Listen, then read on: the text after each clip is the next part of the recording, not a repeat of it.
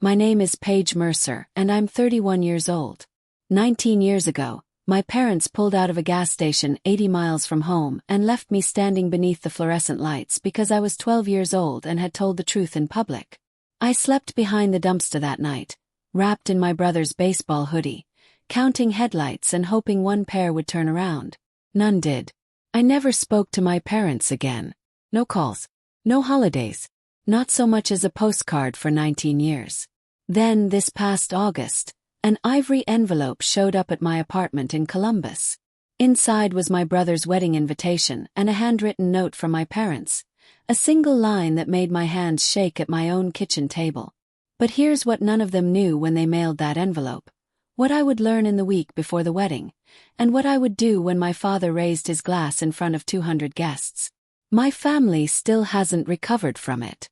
Welcome back to Calm Drama Stories, where quiet people finally get their say and family secrets don't stay buried. If stories about standing up without shouting are your kind of stories, drop a comment below and be sure to subscribe. Now let me take you back to where it started. The Tuesday the envelope arrived, I had just finished an 11-hour shift in the pediatric emergency room at St. Ambrose Children's Hospital. My last patient was an 8-year-old named Ruby with a green stick fracture in her left arm. She held still for the X-ray like a soldier. Then she looked up at me and asked the question I hear more often than any adult should. Will my mom be mad at me? I crouched down to her level the way I always do. No, sweetheart. Getting hurt is not a crime. She studied my face to see if I meant it. I did. I have spent 9 years saying that sentence to other people's children, and every single time, some small part of me is saying it to a girl the same age, standing in a parking lot off Route 30. I drove home, dropped my badge into the bowl by the door, and smelled onions and butter. Daniel was at the stove, sleeves pushed up, grating Parmesan between stirs. He teaches high school history and cooks like a man apologizing to vegetables. He nodded toward the counter. Mail's there. Something fancy came for you. The envelope sat on top of the electric bill like it owned the place. Heavy ivory paper.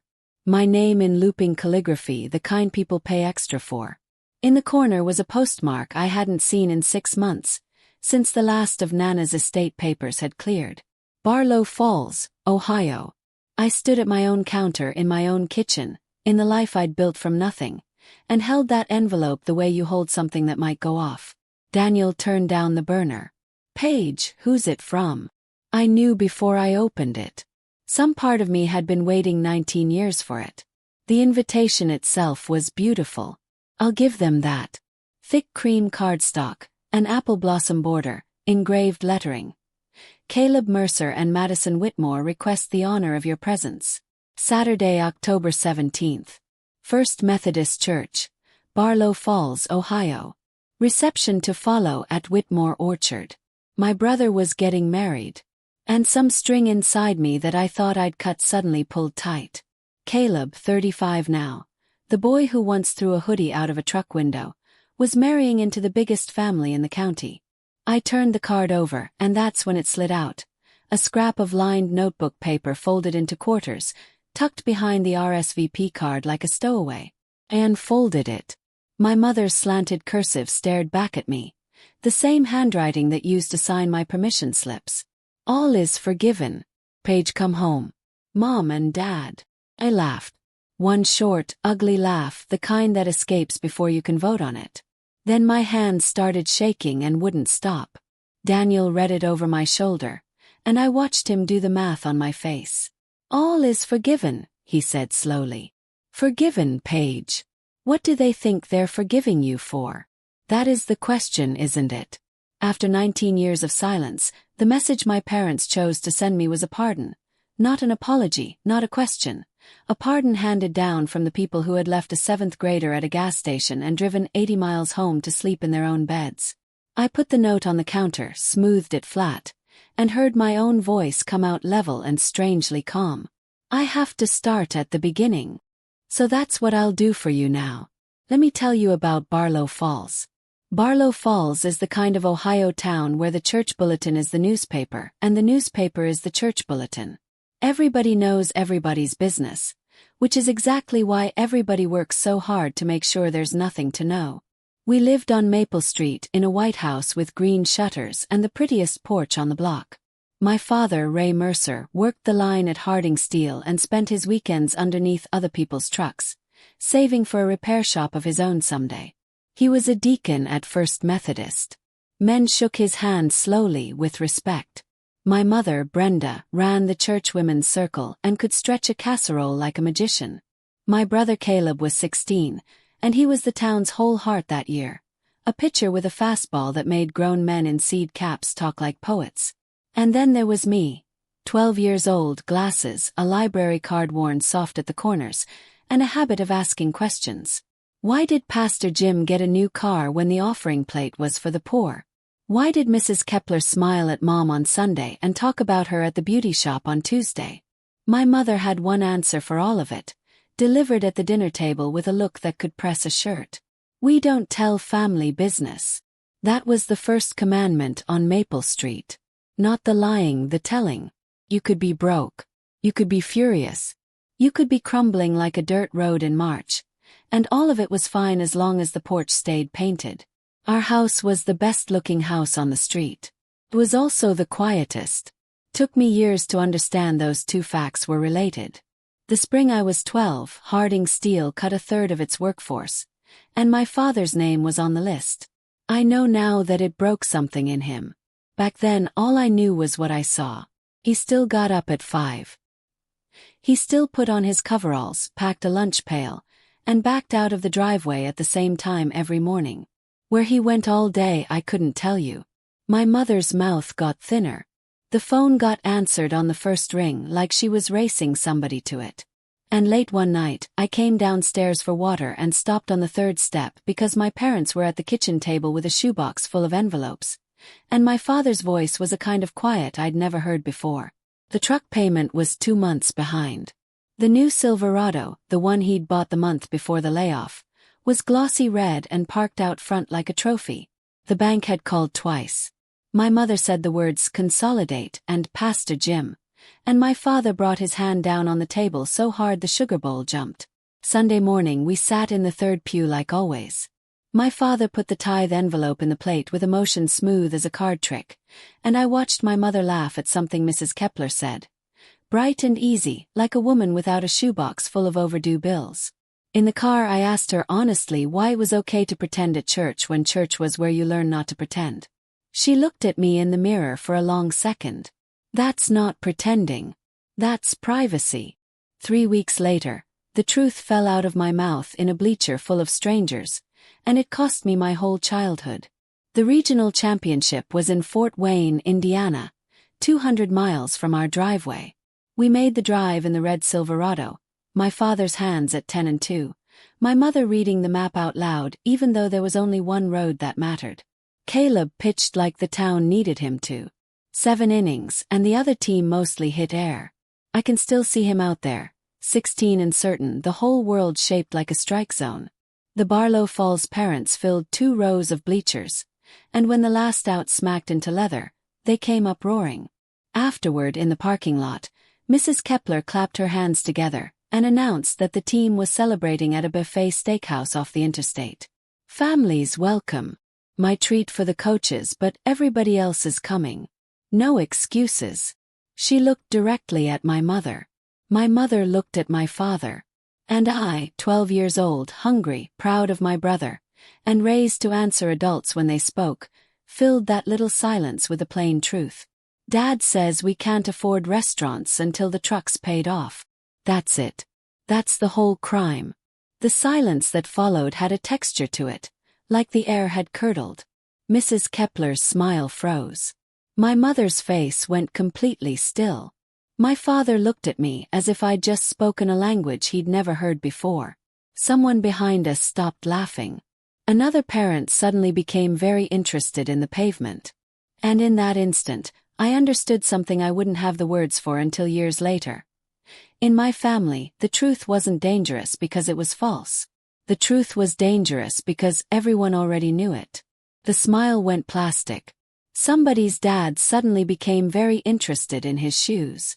My mother made a sound like a laugh with the bones taken out of it, said something about watching our figures, and steered me toward the truck with her nails digging into my shoulder. My father didn't say anything at all. He shook the coach's hand, congratulated Caleb loudly enough for the crowd to hear, and got behind the wheel. We pulled out of that parking lot before they even handed out the trophy. The drive home was supposed to be 200 miles. I only made it 120. Nobody spoke for 2 hours. Caleb sat beside me in the back seat, still in his uniform, turning his game ball over and over in his hands. My mother watched the field slide past. My father watched the road, and I watched the back of his neck, which was its own kind of weather report. Just past dusk, he signaled and pulled into a marathon station on Route 30 outside Crestline, with 80 miles left to home. I know that number now the way other people know their birthdays. He parked at the far pump and told me to get out and stretch my legs. I thought it was a bathroom stop. I was actually relieved, if you can believe that. I stepped onto the concrete beneath those harsh white fluorescent lights and heard the pump click back into its cradle. Then the truck rolled forward. My father's window came down halfway. He looked at me the way he looked at an engine that had disappointed him. "You want to run your mouth like a grown woman." His voice was calm. That was the worst part. How calm it was. "Then grow up and find your own way home." The window went up. Gravel popped beneath the tires. I remember thinking, clear as arithmetic, he's turning around at the road. He did not turn around at the road. Behind the rear glass, I saw Caleb lunge forward. I saw his palm hit the window once. I saw my mother's face float in the side mirror, white as a communion dress. Then the rear window jerked down, and something dark flew out and landed on the shoulder in a heap. The tail lights grew smaller. Then they were gone. The thing on the shoulder was Caleb's baseball hoodie, still warm from him. Mercer was ironed across the back in County Fair letters. I picked it up and put it on. It hung all the way to my knees. I stood beneath those lights wearing my brother's name and waited for a truck that wasn't coming back. Here is what a 12-year-old does at a gas station at night, 80 miles from home, with no phone and 40 cents in her pocket. First, she waits because they're coming back. Everyone comes back. Then the sky goes completely dark, and she gets practical because she is her father's daughter whether he wants her to be or not. There was a pay phone bolted to the wall beside the ice cooler. I knew one phone number by heart. I dialed 0 and asked for a collect call, and my voice only broke on the last digit. The operator's gum snapped while the phone rang once, twice, 3 times. Then my father's voice came through. Close and impossible. The operator asked if he would accept a collect call from Paige. My father said, "No. She has to learn." There was a click. Then the flat dead tone. And I want you to know, I stood there holding that receiver for a long time, as if it might change its mind. I didn't try to flag down a car. 12-year-old girls who get into strangers' cars at night become a different kind of story. Even then I knew it. Instead, I walked around the building twice like a little inspector and found the spot my body still remembers. The gap behind the dumpster on the east wall, out of the wind, with a clean line of sight to the illuminated pumps. I sat on a flattened cardboard box, pulled my knees inside my brother's oversized hoodie, and counted semis to stay awake. 51 of them. Every time a set of headlights slowed, my chest would lift. Then the truck would fuel up and leave, and I'd start counting again. At 6 in the morning, a woman in a red vest unlocked the front door, came around the side carrying a trash bag and found me. Her name tag said Loretta. She brought me a carton of chocolate milk and an egg sandwich, then called the sheriff. By noon, my parents had given that sheriff their version. By Christmas, their version was the only one Barlow Falls had ever heard. According to them, it went like this: we stopped for gas. Paige was sulking after being scolded. She stomped off toward the restrooms. When we circled back for her, she was nowhere in sight. So we figured she'd hitched a ride to her grandmother's. She was always threatening to run away anyway. They made it sound so ordinary, so reasonable, so completely unrelated to the little girl who had spent the night behind a dumpster wearing her brother's baseball hoodie. And because my parents were respected people in Barlow Falls, because my father was a deacon and my mother ran the church women's circle, people believed them. Or maybe believing them was simply easier than asking what kind of parents leave a 12-year-old girl beside a gas station 80 miles from home. I became the child who had run away. They became the parents who had done everything they could. And Caleb became the boy whose championship celebration had been ruined by a difficult little sister. Nobody asked why the truck had never returned. Nobody asked why my father refused the collect call. Nobody asked why my brother's hoodie was found behind the dumpster. Those questions stayed buried with everything else my family didn't tell. A misunderstanding. A dramatic child. Tired family. Dark highway. The sheriff's deputy who drove me to the substation bought me a candy bar and believed every word of my parents' story because Ray Mercer was a deacon who had once rebuilt the man's transmission at cost. A caseworker from Children's Services opened a file anyway. Her name was Miss Alvarez, and she was the first adult who wrote down what I said without changing her expression. Then my grandmother, my mother's mother, Margaret Hutchkins, Nana to me, drove down from Westerville that same afternoon. She was 59 years old, doing 80 in a Buick, a storm in a knitted hat. She took one look at me wrapped in that borrowed blanket, and something in her face closed like a ledger. The rest happened quietly, the way my family preferred everything. Safety plan first. Then, that winter legal guardianship through the county probate court. No trial. No headlines. No scene at the church potluck. The caseworker recommended it. Nana petitioned for it. And my parents, this is the part that took me years to say out loud, signed. They sat in a lawyer's office on a Tuesday and signed their 12-year-old daughter over like a truck title because contesting it meant an investigation. And an investigation meant the town would hear things. Here's what I remember most. My mother cried at that table, but my father exhaled long and slow, his shoulders dropping. I have seen relief on 1,000 faces in the ER. I know what it looks like. He was relieved. Nana's house in Westerville smelled like coffee and lemon oil. And the rules were different there. She laid them out for me that first night over grilled cheese in the voice of a woman who had buried a husband and 2 brothers and wasn't afraid of much anymore. The truth is not a sin in this kitchen. You'll never be sent anywhere for saying it. And nobody leaves this table hungry or unheard. Then she slid the pickle jar toward me. And that was the whole orientation. I want to be honest. I was not an easy kid to raise after that. I checked the locks twice a night. I kept a duffel bag packed in my closet until I was 15, and Nana never once made me unpack it. She simply washed whatever was inside, folded it neatly, and put it back. But that kitchen table held. I graduated second in my class. I put myself through nursing school on scholarships and night shifts at a diner. And when I pinned on my badge at St. Ambrose, Nana sat in the front row and whistled through her fingers like it was a ball game. For 19 years she was my whole family. Her, and eventually Daniel. She died this past February at 78, in her sleep, with her reading glasses still resting on top of an open crossword. At the funeral, I stood on one side of the aisle and my parents stood on the other, and we did not speak. 19 years of practice makes perfect. My mother wept in waves, time to the room. My father stood like a fence post in a good suit. Caleb hugged me by the coat rack for one awkward, aching minute. And I still carry the lunchbox note Nana wrote me in 7th grade, folded inside my wallet. It says, "Chin up. Tell the truth. Come home." After the night the invitation arrived, I didn't go to bed. Daniel found me at 2 in the morning at the kitchen table, with a note flattened out in front of me, my thumbnail moving back and forth over my mother's cursive as if I could sand the words off the paper. He sat down across from me and waited. He's good at that. Teachers and nurses both understand the value of patience.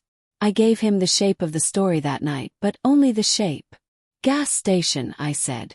"When I was 12 they drove off and my grandmother took me in." All true. And all of it sanded smooth. The corners knocked off. The dumpster left out. The phone call left out. The parts that still had splinters in them left out. Even the man who was going to marry me had only ever gotten the porch paint version. And I heard myself doing it and I couldn't stop. I handle things, I told him when he asked why I'd never told him even that much. It's what I do. I handle things. He looked at me for a long moment. Then he said, you know, of everybody I've ever met, you're the best at being okay. He didn't mean it as a compliment. He meant it the way you'd point out a scar. I sat with that until the furnace kicked on, and I still couldn't explain to him, or to myself, how a woman who could narrate a 9-year-old's ER visit down to the smallest detail had never once told the story of the night she was 12. If you've ever sat at a kitchen table at 2 in the 19:0419 minutes, for seconds, morning holding a letter you didn't know how to answer, tell me in the comments what you did.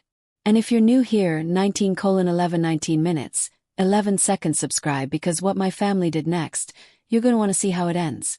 19:1719 minutes, 17 seconds, Caleb called 4 days later from a number I didn't recognize and I answered because I was in scrubs at the hospital and thought it was a pharmacy. There was 19:2519 minutes, 25 seconds a pause and then a voice that had gotten deeper but never really changed. Hey Pui, it's me, my brother. The last time we'd 19:3519 minutes, 35 seconds, spoken longer than a funeral hallway was when he was 16. He talked fast, the way people do when they've rehearsed. He 19:4219 minutes, 42 seconds knew the invitation was a lot. He'd wanted to call for years and it never felt like his lane and he was sorry. And 19:4919 minutes, 49 seconds, then he stopped apologizing for things and got to it. It's my one wedding page. 19:5419 minutes, 54 seconds, I want my sister there. Whatever else is going on with everybody, I want you in that room. And I was doing okay, 20:0220 minutes, 2 seconds honestly, right up until he tried to reassure me. He said he understood why I might not want to come. He said, and I 20:1020 minutes, 10 seconds, could hear how gently he meant it. I know things were rough back then. 20:1420 minutes, 14 seconds, everybody said you were struggling. Mom always told us you refused to come home. 20:1920 minutes, 19 seconds, that Nana let you make that call and it broke her heart. I stood in the med with the phone against my ear and understood 20:2620 minutes, 26 seconds. Something all at once, and it landed like ice water down the spine. My silence had not been neutral. 4:19:20:34:20 minutes, 34 seconds years I said nothing, and their story had gone right on growing in that empty field. It was in the church directory 20:41:20 minutes, 41 seconds version of events. It was in my own brother. He wasn't lying to me. He was repeating what he'd been fed his entire 20:48:20 minutes, 48 seconds adult life. Caleb, I said carefully. Did you know they put a note in my invitation? The line went quiet. He hadn't. 20:58:20 minutes, 58 seconds, I read the note to him over the phone. 21:0121 minutes, 1 second, all is forgiven, Paige. Come home. He was silent long enough that I checked the screen to see if the call had dropped. When he finally spoke, he 21:0921 minutes, 9 seconds sounded 16 again. That's Mom's handwriting. Hers, I confirmed. Signed for both of them.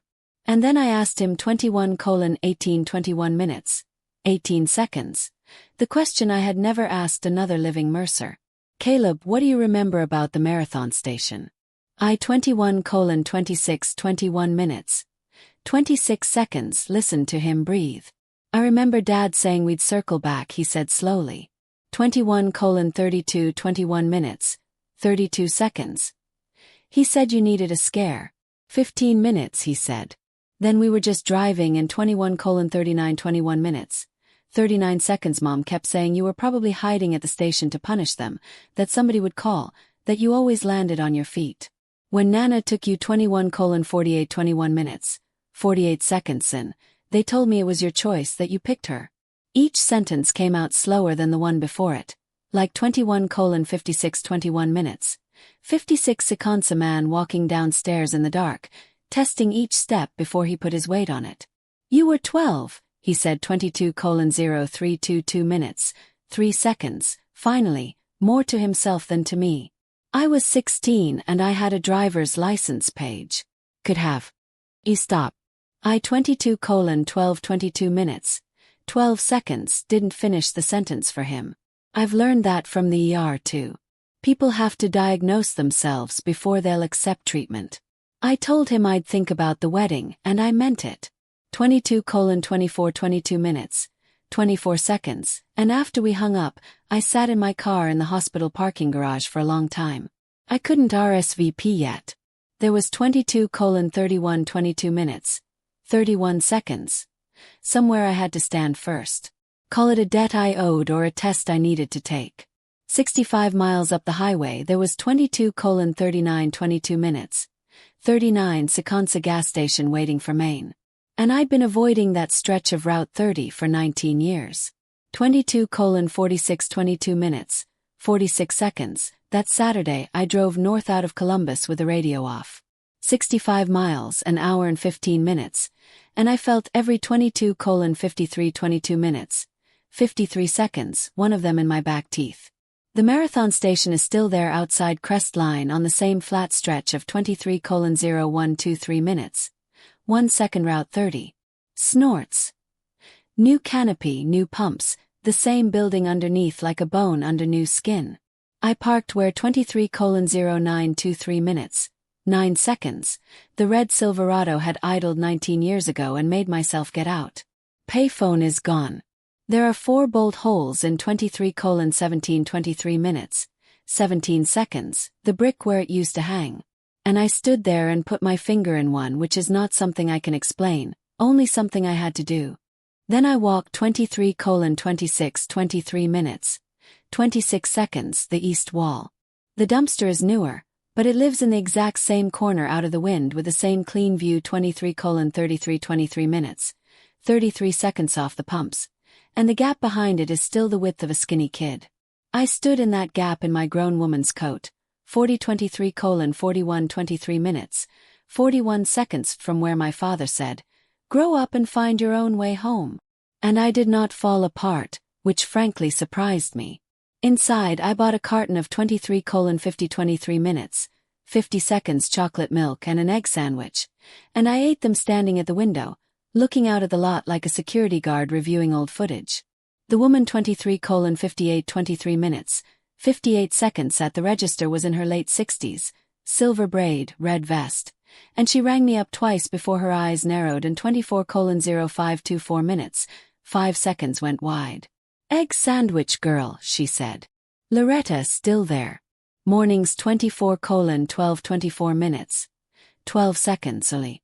31 years at that register. My throat closed like a fist, and it was standing right there at that counter in 24:20 24 minutes, 20 seconds.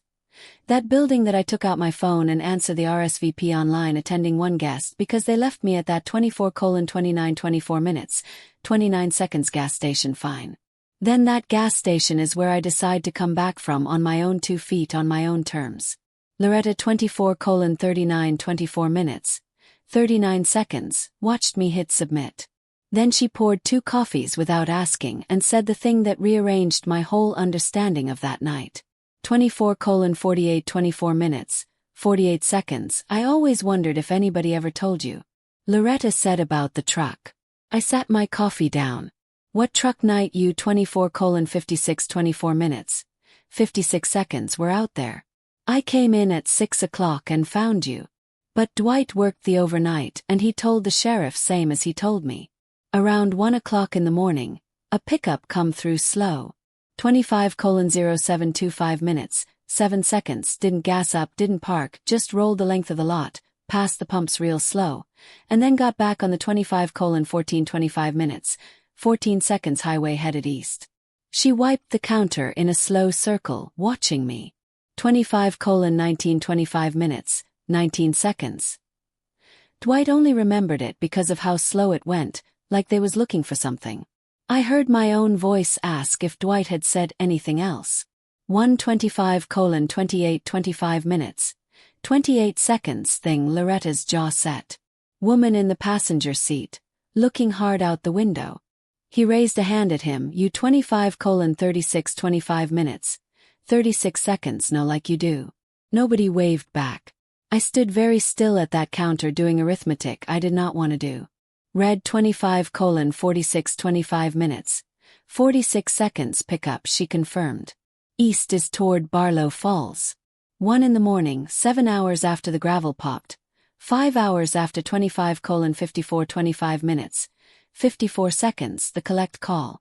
For 19 years the story I survived on was that they never came back, that they hit the garage door 26:01 26 minutes. 1 second and never thought twice. Turns out that was the merciful version. Somebody drove that truck back 80 miles in the middle of the night.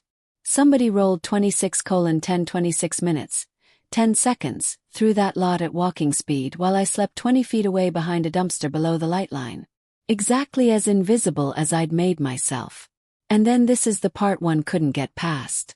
26:22 26 minutes. 22 seconds. They pulled back onto the highway and went home without so much as opening a door. Who was driving? Why didn't they stop? I carried those questions all the way to a wedding. 26:33 26 minutes. 33 seconds. I got home from Crestling after dark and Daniel took one look at me and turned off the game. And this time I told it 26:40 26 minutes. 40 seconds whole. The bleachers in Fort Wayne, the half-open window, the hoodie in a heap on the shoulder, the payphone, the gum 26:48 26 minutes. 48 seconds snapping operator, my father's voice saying she has to learn. The click, the dial tone, the gap behind the dumpster 26:56 26 minutes. 56 seconds and the 51 semis. And the cardboard that held my body heat better than my family ever had. And then the new piece, still sharp from the box. A truck at 1 a.m. 27:06 27 minutes. 6 seconds rolling slow. A woman's face at the passenger glass and taillights going east. Daniel listened the way I'd want 27:14 27 minutes.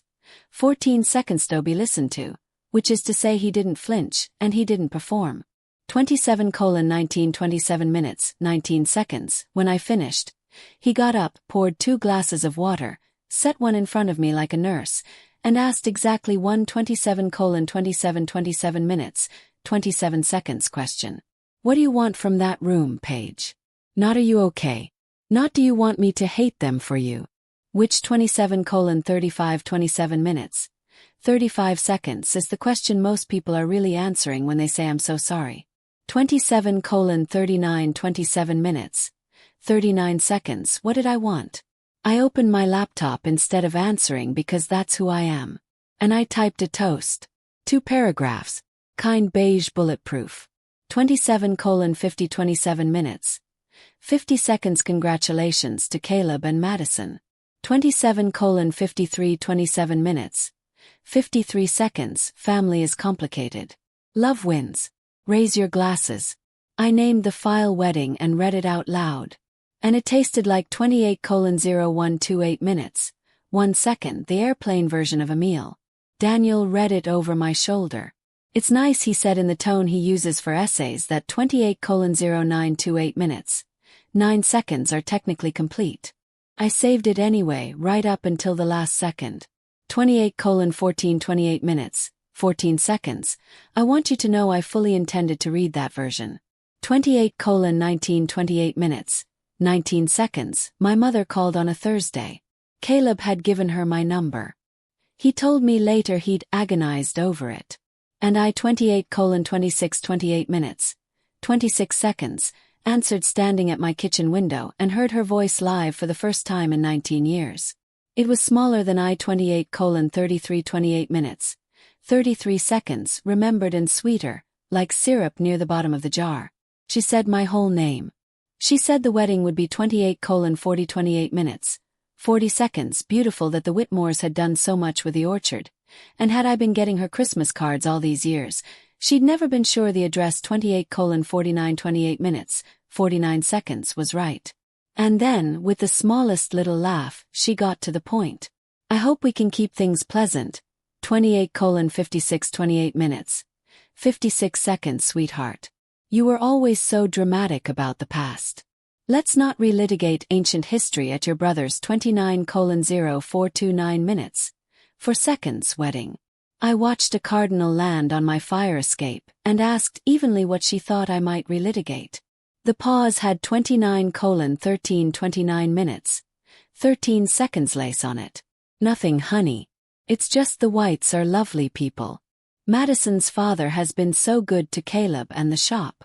They asked about you, you know. 29:24:29 minutes. 24 seconds, our daughter, the nurse. They're so pleased the whole family will be together. And there it was, laid out 29:31:29 minutes. 31 seconds plain as a place setting. The Whites had asked about the missing sister. A gap in the family photo raises questions. And 29:40:29 minutes. 40 seconds, questions are the one thing that Porch was built to prevent. I wasn't being welcomed home. I was being cast. A 29:47:29 minutes. 47 seconds supporting role in a production called The Mercers Are Whole. One night only, formal attire. See you in October, Mom. 29:55:29 minutes, 55 seconds, I said. She exhaled, satisfied, and before she hung up, she said it. The old commandment, warm as a quilt, and twice 30:04:30 minutes. 4 seconds smothering. We don't tell family business, honey. 30:08:30 minutes, 8 seconds, I almost can led twice. The Sunday before the wedding, I drove to Westerville instead to the cemetery where Nana is buried under a headstone that says 30:17:30 minutes, 17 seconds Hutchkins. And at her written instruction, nothing else. The dates are nobody's business. I sat on the grass 30:25:30 minutes, 25 seconds, and told her all of it. The invitation, the note, the truck at 1 a.m. Because some conversations don't stop just 30:32:30 minutes, 32 seconds, because one party has died. Then I let myself into her house, which is half-packed boxes now, and opened the cedar chest in the back bedroom, looking 30:41:30 minutes, 41 seconds, for her good tablecloth. It was there, but it was lying on top of something else. A gallon storage bag sealed 30:49:30 minutes, 49 seconds labeled in Nana's block capitals, page 12 wires old. Keep inside was Caleb's baseball hoodie. She'd washed it. 30:58:30 minutes, 58 seconds. Remember it going into her machine that first week, and then apparently she had kept it for 19 years folded like a flag. 31:06:31 minutes. 6 seconds. Mercer across the back and cracked iron-on letters. It still fit over my coat is the thing I sat on the floor of my dead grandmother's bedroom in my 31:15:31 minutes. 15 seconds. Brother's hoodie, and understood why she'd kept it. It was the only thing that came out of that truck for me. 1:31:22:31 minutes, 22 seconds. Person in that family, 16 years old and outvoted, had thrown me his own warmth on the way out. Evidence. Nana would 31:30:31 minutes, 30 seconds have called it. She kept evidence that one of them had loved me, even clumsy, even out a window. I drove home with it on the passenger seat like a co-pilot. 31:40:31 minutes, 40 seconds. If somebody in your family ever rewrote a story you paid for, type the word mine in the comments. I read everyone in 31:48:31 minutes, 48 seconds. Stay with me because the next stop is Barlow Falls and the rehearsal dinner is where their perfect picture started to crack. 31:56:31 minutes, 56 seconds. Barlow Falls, 19 years later, is a town wearing the same outfit, new gas station on the north end, same banner over Main. 32:04:32 minutes, 4 Second Street congratulating the baseball team, same marquee outside First Methodist, which that week read, Love Bears all. 32:12:32 minutes, 12 seconds. Things. I drove in on the Friday of the rehearsal dinner, 2 hours up from Columbus with Daniel's hand over mine on 32:19:32 minutes, 19 seconds, the gear shift, and I made myself roll down Maple Street exactly once at a respectful 25 m an hour. White House, 32:27:32 minutes, 27 seconds. Green shutters, the porch, freshly painted. I did not slow down. 32:33:32 minutes, 33 seconds. We checked into the Pinehurst Motel, and at 6 o'clock I walked into the Grange Hall where the Mercer and Whitmore families were merging over pulled pork and 32:42:32 minutes, 42 second sheet cake. My mother saw me first. I watched it happen. the freeze, the recalculation, and then the performance rising in her like water in a glass. 32:52 32 minutes, 52 seconds page. Arms wide, voice pitched to carry our page the nurse. She crossed the whole hall to hug me and I 33:0033 minutes, stood in that hug like a coat rack counting the faces watching us over her shoulder, which was of course the point. 33:0733 minutes, 7 seconds off the hug. 19 years and my first embrace from my mother came with an audience and stage lighting. My father 33:1433 minutes, 14 seconds followed at a deacon's pace. Up close he was smaller, grayer, still pressed and combed like a man expecting inspection. 33:2233 minutes, 22 seconds. He did not hug me. He put out his hand and I shook it, and it was exactly like closing on a used car. Good you came, he. A misunderstanding. A dramatic child. Tired family. Dark highway. The sheriff's deputy who drove me to the substation bought me a candy bar and believed every word of my parents' story because Ray Mercer was a deacon who had once rebuilt the man's transmission at cost. A caseworker from Children's Services opened a file anyway. Her name was Miss Alvarez, and she was the first adult who wrote down what I said without changing her expression. Then my grandmother, my mother's mother, Margaret Hutchkins, Nana to me, drove down from Westerville that same afternoon. She was 59 years old, doing 80 in a Buick, a storm in a knitted hat. She took one look at me wrapped in that borrowed blanket, and something in her face closed like a ledger. The rest happened quietly, the way my family preferred everything. Safety plan first. Then, that winter legal guardianship through the county probate court. No trial. No headlines. No scene at the church potluck. The caseworker recommended it. Nana petitioned for it. And my parents, this is the part that took me years to say out loud, signed. They sat in a lawyer's office on a Tuesday and signed their 12-year-old daughter over like a truck title because contesting it meant an investigation. And an investigation meant the town would hear things. Here's what I remember most. My mother cried at that table, but my father exhaled long and slow, his shoulders dropping. I have seen relief on 1,000 faces in the ER. I know what it looks like. He was relieved. Nana's house in Westerville smelled like coffee and lemon oil. And the rules were different there. She laid them out for me that first night over grilled cheese in the voice of a woman who had buried a husband and 2 brothers and wasn't afraid of much anymore. The truth is not a sin in this kitchen. You'll never be sent anywhere for saying it. And nobody leaves this table hungry or unheard. Then she slid the pickle jar toward me. And that was the whole orientation. I want to be honest. I was not an easy kid to raise after that. I checked the locks twice a night. I kept a duffel bag packed in my closet until I was 15. And Nana never once made me unpack it. She simply washed whatever was inside, folded it neatly, and put it back. But that kitchen table held. I graduated second in my class. I put myself through nursing school on scholarships and night shifts at a diner. And when I pinned on my badge at St. Ambrose, Nana sat in the front row and whistled through her fingers like it was a ball game. For 19 years she was my whole family. Her, and eventually Daniel. She died this past February at 78, in her sleep, with her reading glasses still resting on top of an open crossword. At the funeral, I stood on one side of the aisle and my parents stood on the other, and we did not speak. 19 years of practice makes perfect. My mother wept in waves, time to the room. My father stood like a fence post in a good suit. Caleb hugged me by the coat rack for one awkward, aching minute. And I still carry the lunchbox note Nana wrote me in 7th grade, folded inside my wallet. It says, "Chin up. Tell the truth. Come home." After the night the invitation arrived, I didn't go to bed. Daniel found me at 2 in the morning at the kitchen table, with a note flattened out in front of me, my thumbnail moving back and forth over my mother's cursive as if I could sand the words off the paper. He sat down across from me and waited. He's good at that. Teachers and nurses both understand the value of patience. I gave him the shape of the story that night, but only the shape.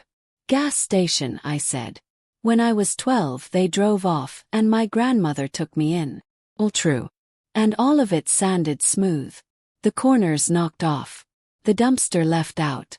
The phone call left out. The parts that still had splinters in them left out. Even the man who was going to marry me had only ever gotten the porch paint version. And I heard myself doing it and I couldn't stop. I handle things, I told him when he asked why I'd never told him even that much. It's what I do. I handle things. He looked at me for a long moment. Then he said, "You know, of everybody I've ever met, you're the best at being okay." He didn't mean it as a compliment. He meant it the way you'd point out a scar. I sat with that until the furnace kicked on, and I still couldn't explain to him, or to myself, how a woman who could narrate a 9-year-old's ER visit down to the smallest detail had never once told the story of the night she was 12. He sat on the tailgate, Mercer for sit, and I did. He smoked for a while. "You know what my dad did," he said. It wasn't a question. Summer I was 10. I mouthed off at him in front of the feed dealer.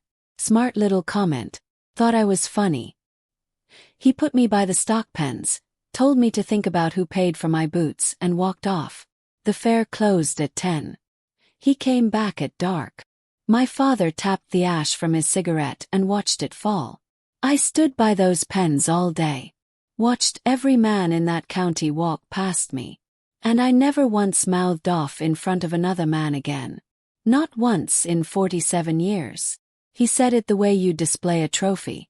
And here's the part one need you to sit with. His hands were shaking slightly at the edges, the way they do in my ER when the body remembers what the mouth won't.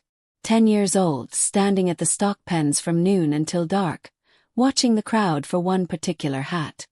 He'd been that boy, and nobody had ever come for that boy either. He had spent his whole life polishing the experience into a parable. "You turned out strong," my father said, dropping the cigarette butt and grinding it into the gravel. "Strongest of anybody in that hall." "That's mine, Paige. That came from me." "You're welcome." He walked inside, and I stood there in the gravel and finally, completely, let go of the apology I'd been quietly waiting for 19 years. It was never coming. It had never even existed. The question that finally knocked me sideways came from my brother the night before his wedding. Caleb knocked on my motel door at 10 that night, still in his rehearsal clothes, carrying 2 bottles of root beer like we were kids sneaking provisions. He came inside, then stopped because the hoodie was draped over the chair. Mercer was cracked across the back in faded youth-size letters, hanging from a hanger built for an adult. He touched the sleeve like it might not be real. "You kept that." "Nana kept it," I told him. 19 years. In a cedar chest labeled in block capitals. He sat on the edge of the bed with a bottle in each hand and didn't open either one. And I made a decision I'd been circling for weeks. If he was going to stand at an altar tomorrow and start a family of his own, he would do it knowing the whole thing. So I told my brother what I'd told Daniel. All of it. In order. In the flat voice I use for handoff reports, because that voice is the only container strong enough. The window halfway down. Collect call. Our father's voice saying, "She has to learn." The gap behind the dumpster. The count of semis. The truck at 1 a.m. and the face I saw reflected in the passenger glass. Caleb sat there getting paler by the paragraph. And when I got to the payphone, he made a sound like he'd been hit. "The phone," he whispered. That night it rang once late.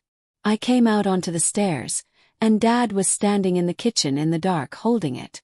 I heard him say, "No. Just no." Mom asked who it was and he said, "Wrong number. Go to bed." My brother put his face in his hands. 35 years old, shoulders heaving. Then he said the truest thing anyone in my family had ever said to me. "I told myself you were okay because Nana came. I needed you to be okay so I didn't have to know what I knew." He wiped his face, looked up and asked me, "Tomorrow, will you stand up and say a few words as my family?" The wedding itself was genuinely beautiful, and I need you to know that, because nothing that happened later was aimed at the couple. October light poured through the church's old stained glass. Madison wore her grandmother's lace. Caleb was crying at the altar before she was even halfway down the aisle, which made the entire left side of the church laugh softly because the town's legendary fastball had folded like a lawn chair. I sat in the second pew with Daniel's hand in mine, my clutch resting on my knee. Inside that clutch was the safe toast I'd printed and folded into 2 tidy beige paragraphs. During photos on the church steps, my mother took my hand and arranged it in hers just as the photographer raised his camera. Let her. You can chart a whole life by what people do when the lenses come up. The reception was at Whitmore Orchard, in a barn strung with lights, apple crates stacked into a bar. 200 guests gathered beneath the rafters. The Whitmores, the church crowd, half of Barlow Falls. My place card sat where it was supposed to, at the head table, and I took my seat like a good cast member while my mother narrated to the nearest Whitmore aunt how blessed she was to have all her babies under one roof. I looked out at that glowing room and understood, with a calm that surprised me, exactly what I was there to be. Proof. Living, smiling proof that whatever anyone might have heard over the years, it couldn't have been so bad. Look at her. She's sitting right there between them. Dinner ended. Glasses were filled. The DJ announced that the family would like to say a few words, and my father pushed back his chair, stood, and tapped his glass with a spoon. My father does not give speeches. He gives verdicts slowly, and a barn full of people leaned in to receive one. He thanked the Whitmores for the orchard, for their generosity, for raising a young woman worthy of the Mercer name. He said it exactly that way, and nobody but me seemed to notice. He praised Caleb, the arm, the shop, the son a man builds his name on. And then my father turned slowly and looked down the head table at me. I knew what was coming the way you know a storm by the color of the sky. Every family, he said, weathers storms. Every crop takes a bad year. Slow nods moved through the crowd. Our daughter Paige and I drifted apart for a while. She went her own way. We won't dwell on old weather tonight. Paws measured like board feet. Because tonight, with my son married into this fine family, I can stand here and say it plain. My family is whole again. All is forgiven. He lifted his glass to the room he'd just finished rearranging. To family. 200 glasses, the church crowd, the orchard money, rose and echoed it back. To family. My mother dabbed her eyes with a napkin on cue. The DJ started gentle applause. I sat between my parents with my hands in my lap, watching my father accept the room's admiration for forgiving me publicly, warmly, in front of the very people whose questions had gotten me invited for the crime of having been left at a gas station when I was 12. And 1 seat down from Madison, my brother Caleb was not clapping. The next part wasn't in anyone's program. Caleb stood, buttoned his jacket, and held out his hand to the DJ for the microphone. The groom stood, so the room hushed itself, expecting thank yous. He looked at our father for a second, then turned toward me. Actually, Caleb said, before we eat cake, my sister came a long way to be here tonight. His voice caught, then steadied.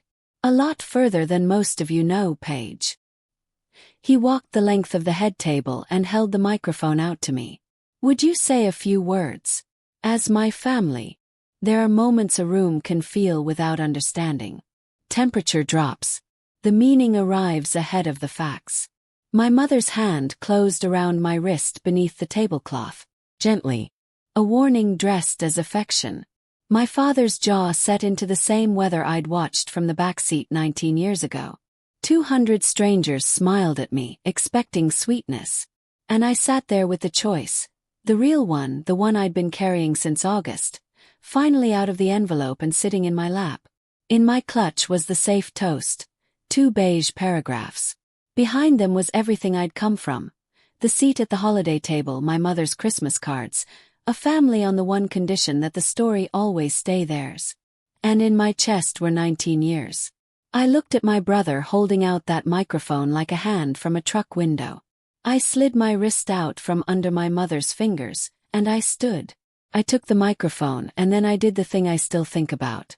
I took the safe toast out of my clutch, folded it in half, and set it down on the tablecloth in front of my father, where he could watch me choose not to read it. My name is Paige Mercer, I said. My voice came out the way it does in a code, level, unhurried because somebody in the room has to be. Most of you have never met me. I'm told I went through a phase. Few soft laughs. Uncertain ones. I let them die on their own. 19 years ago, my brother pitched the best game of his life in Fort Wayne, Indiana. On the drive home, at a marathon station on Route 30 outside Crestline, my father told me to get out of the truck. I was 12. I had embarrassed the family that afternoon. I'd told another mother out loud that we couldn't afford the team dinner. And so my father looked at me under those gas station lights and said, "You want to run your mouth like a grown woman? Grow up and find your own way home." And my family drove away. No laughter now. No forks. The barn had gone so quiet I could hear the string lights hum. I called home collect from the payphone that night. The call was refused. I slept on a flattened box behind the dumpster in my brother's baseball hoodie. He threw it out the window as they pulled away. It was the only warmth my family offered me that night, and I want him to know I still have it. In the morning, a stranger named Loretta found me. She bought me chocolate milk and an egg sandwich, called the sheriff, and my grandmother Margaret drove down that same day. She gave me a home and a kitchen where the truth was never a sin. My parents signed the guardianship papers that winter. And tonight, 19 years later, they have finally forgiven me. I turned then and looked at my father, who had gone the color of an unpainted fence. "Dad, I did what you told me. Grew up. Found my own way home. It's a 2-bedroom in Columbus with a man who has never once left me anywhere." My mother was crying. And for the first time in my life I believed the tears, and understood they changed nothing. "You forgave me tonight in front of witnesses. So let me return the kindness. I forgive myself for spending 19 years believing I had to earn my way back into a family that drove away." I raised my glass and found the 2 faces at the center of the room. Caleb. Madison. May your children grow up knowing the truth is not a sin in their kitchen. And may they never, ever have to be brave at a gas station. To the bride and groom. I drank, and nobody in that barn was breathing. My father stood so fast his chair went over backward, and the crack of it hitting the floor was the loudest sound of the night. That is enough. 57 years old, deacon of First Methodist, a man who had never once raised his voice in public, and the whole county was now watching him do it at his son's wedding. "We don't tell." And there he stopped, right in the middle of the commandment, because some part of him heard it. Heard what the end of that sentence was going to confess in front of 200 people. The room finished it for him in perfect silence. We don't tell family business. You could watch the sentence land on every face beneath the string lights. Watch the whole barn understand that he wasn't denying anything I'd said. He was objecting to the telling. My mother had her napkin pressed to her mouth. Mr. Whitmore set his glass down slowly and deliberately and did not pick it back up. In Orchard Country, that is a verdict with a gavel. Then Madison Whitmore Mercer, now 1 hour into the name, stood in her grandmother's lace, crossed the floor in front of everyone, and put her arms around me. "Thank you," she said into my ear. "Just for me. Now I know what I married into, and what I'm going to do differently." Caleb was next, wrapping his arms around both of us. His tears dripping onto my shoulder in full view of the town that had watched him grow up golden. I set the microphone down on the head table beside the folded toast I never read. I kissed my new sister-in-law on the cheek and walked out of that barn into the cold October air, spine straight, steps even, exactly the way you walk out of a room you are finally done auditioning for. She caught up with me in the gravel lot between the parked trucks, her heels punching little holes in the ground. And when her voice came, it was stripped of every ounce of syrup. "You've killed this family." My mother stood beneath the orchard string lights with her fists at her sides. 55 years of managed appearances were coming apart at the seams. "Do you understand me, Paige? 36 years I have held this family together, and you walked in and killed it in 5 minutes." I opened the car door and felt for the anger. And here is the strange mercy of that night. It wasn't there. There was just clarity, cool and complete, like the moment a fever breaks. "No, Mom," I said. "This family died at a gas station 19 years ago. I'm just the one who finally reported it. She stood there. Behind her, through the barn doors, I could see the wedding recovering itself the way rooms do. The DJ murmuring, the caterers moving, Caleb's hand resting on Madison's back. In front of me, my mother's face did something I'd never seen it do. It ran out of versions. No performance came. Nothing came. Daniel got in beside me, and we pulled out of the lot, past the rows of trucks, down the orchard lane with the apple crates ghostly in the headlights, and onto the state route heading south. Somewhere past Mansfield, I watched the odometer roll over 80 miles. And I said it out loud to the dark windshield because 80 miles was once the exact distance between me and everyone who was supposed to love me. Daniel looked over. You okay? I checked honestly the way you'd check a pulse. Yes, I said, and for the first time in 19 years, it wasn't a performance. We didn't stop. I won't pretend the weeks after were tidy. Barlow Falls split like firewood. My Aunt Carol left a voicemail informing me that I'd ruined a wedding, humiliated two good people, and that Nana of all people, would be ashamed of me, which told me only that she had never once eaten at Nana's table. Two cousins I barely remembered sent texts. I believe you. One added quietly that everyone had always wondered why a 12-year-old would suddenly go live in Westerville. My parents never called. There was no apology after all. No reckoning. No movie ending. What came instead through the family grapevine was version 3.0. Paige has been troubled since she was a little girl. She got overwrought at the reception. We're praying for her. The porch repainting itself in real time. The old me would have argued with it or ached over it. Instead, I noticed something one ordinary Tuesday in November. I was standing at my mailbox, and my stomach was quiet.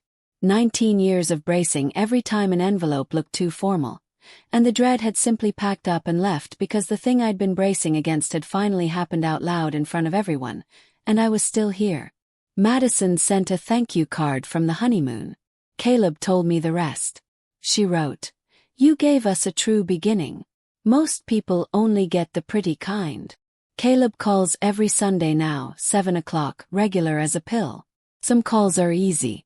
Some are him grieving the parents he thought he had, and I let him because nobody let me." And one gray afternoon, a padded envelope arrived from Crestline, Ohio. Inside was a postcard of a marathon station at sunset, the kind of card nobody has ever wanted. On the back, no message at all. Just a signature. Loretta. It's framed in my kitchen now, next to the window where the light hits it at 6 o'clock in the morning. Thanksgiving was at my place. 4 chairs, 1 slightly burned turkey, 0 performances. Daniel carved. Madison brought her grandmother's rolls and told stories on Caleb until he begged for mercy. At one point, my brother opened my refrigerator looking for the cranberry sauce, went still, and then started laughing in that helpless, hiccuping way because on the top shelf, front and center, sat a carton of chocolate milk. He turned around with it in his hand like evidence. "Every week," I told him. "Grocery store. Can't explain it. Don't need to." He put it back gently the way you handle a relic. The hoodie lives folded on my bookshelf now, between the nursing textbooks and Nana's crossword dictionaries. Cracked letters facing out. Mercer. My name too, after all. Paid enough for it.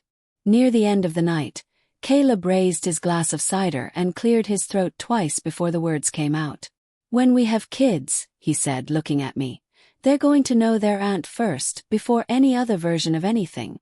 And they're going to get the whole story in their own kitchen." Madison covered his hand. Under the table, mine was steady. Because here is what 19 years and 80 miles finally taught me. Home was never the house I was ordered to find my way back to. Home is the table where the truth gets to sit down and eat. That's my story. 1 gas station, 19 years of silence, 1 handwritten line in an envelope, and 1 toast my family never saw coming. If someone rewrote a story you paid for, maybe it's time to take it back. Gently, calmly, and out loud. Share this video with someone who needs that reminder. Drop a comment below and tell me what you would have said. Hit subscribe and I'll see you in the next one.